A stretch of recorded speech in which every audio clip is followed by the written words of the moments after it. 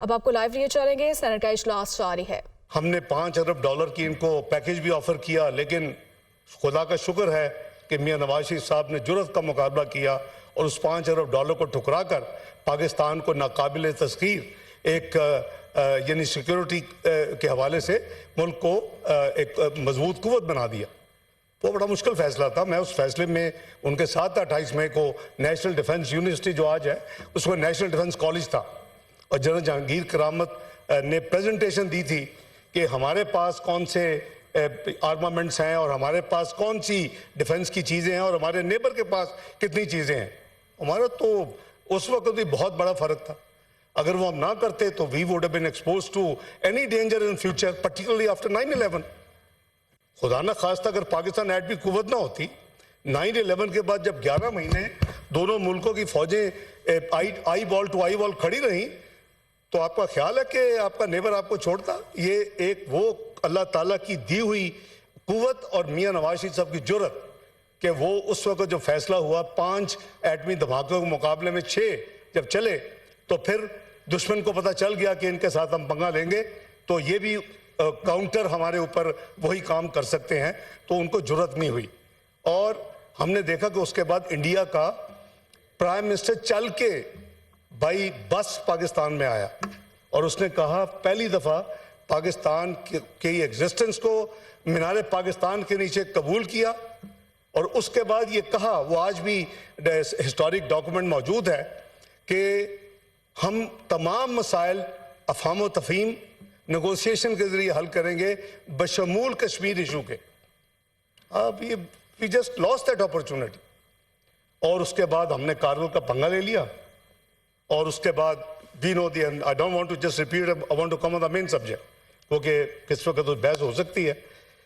तो ये जो डिवैल्यूएशन का मसला है ये एक बड़ा सीरियस मसला है और मैं इसको मदर ऑफ इकोनॉमिक ईवल समझता हूँ, समझता था, समझता हूँ और समझता रहूँगा जब तक मुझे कोई आगे कन्विंस ना करे कि ये नहीं है। और करीबन regardless of the reasons and the little bit blame game, हर एक इस पे इत्तफाक कर रहा है कि एक स्टेबल करेंसी ही किसी मुल्क में तरक्की का बायस बनती है।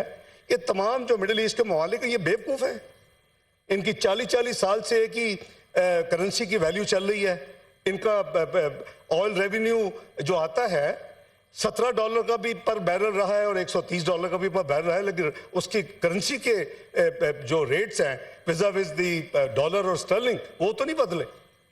तो मैं समझता हूं कि ये एक ऐसी डिबेट है जिस पे अगर आप माजी देखेंगे और वो 69 जो डॉलर था जब उन पे क्रैक डाउन किया गया, I am using the word crack down, I was given the responsibility, I got the finance ministry as well first time in 1998, 6 नवंबर 1998 को the $69 within a matter of few weeks came to 51.80, 52 और उसके बाद कू वाले दिन तक वो 52 rupees था and it was totally stable. Number 1। Number 2, 2013-14 पे आ जाते हैं फास्ट फॉरवर्ड। कोक के दरमियान हमारी गवर्नमेंट नहीं थी, एक मिलिट्री डिक्टेटर रहा, फिर पीपल्स पार्टी की गवर्नमेंट आई, फिर क्या हुआ?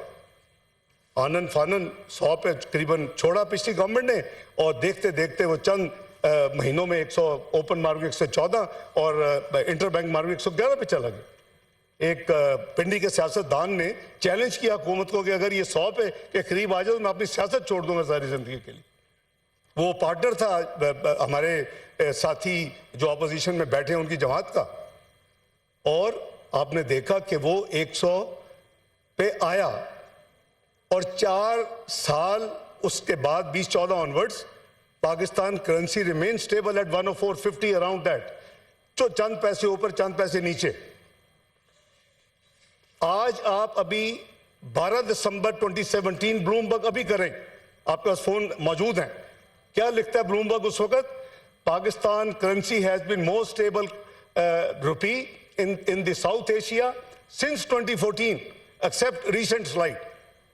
मैंने एंड ऑफ अक्टूबर में मैंने मिनिस्ट्री का चार्ज छोड़ा और मैंने फॉर्मली 21 नवंबर को आई रिजाइंड।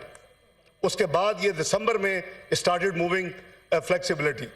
मेरे एक भाई ने कहा कि जी इंटरवेंशन उस वक्त मैं एज वजीर खजाना, ये एक बड़ा स्टैंडर्ड इनका एक था उस वक्त, क्लेम कह लें ब्लेम कह लें, मैं ब्लेम गेम में पढ़ना तो नहीं चाहता, इसका जवाब देना जरूरी है कि जी मैं $2 बिलियन अ मंथ मैं इंटरवीन करता हूं मार्केट में टू कीप द 104 पे रखने के लिए।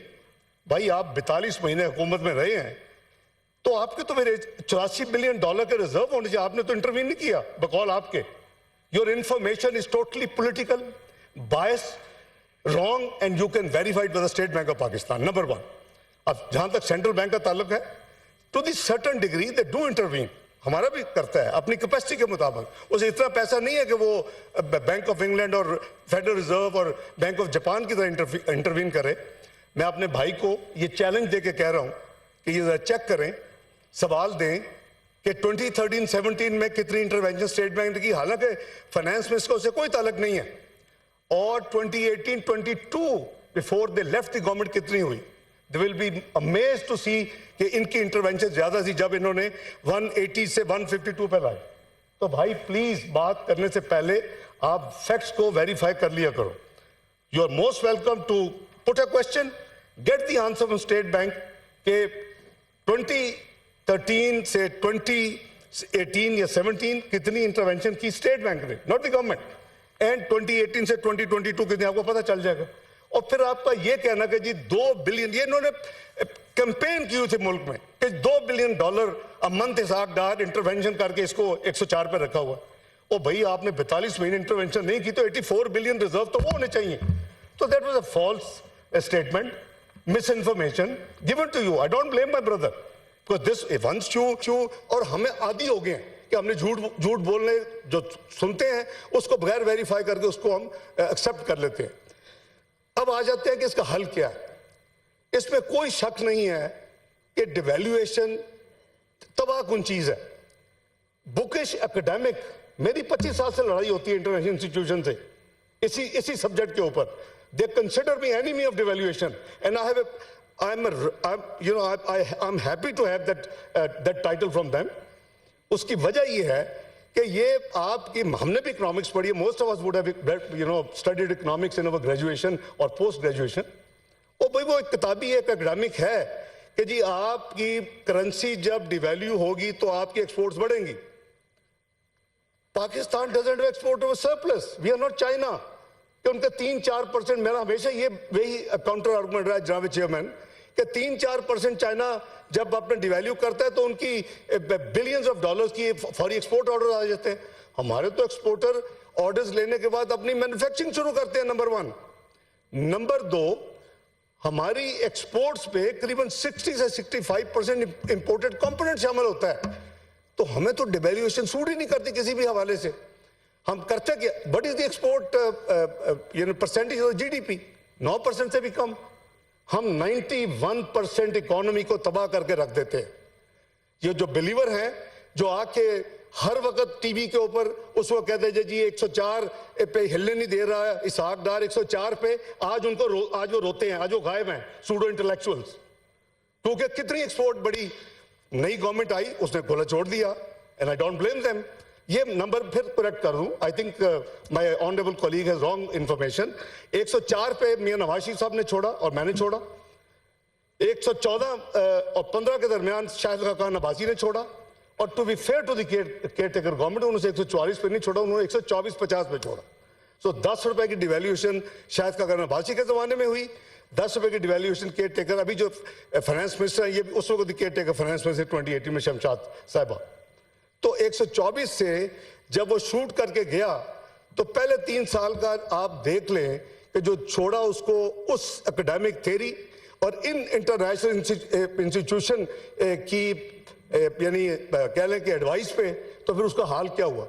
3 पहले साल में $800 मिलियन की सिर्फ एक्सपोर्ट हमारी बढ़ी 2018, 19, 20, और उसके नतीजे में हमारा loans in terms of dollars about $20 billion का इजाफा हो गया।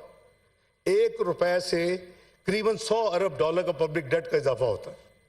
ये जब हमने हुकूमत छोड़ी थी $70 अरब डेट था, जब अगली हुकूमत ने छोड़ा 20-22 में तो ये $100 अरब पे डेट है।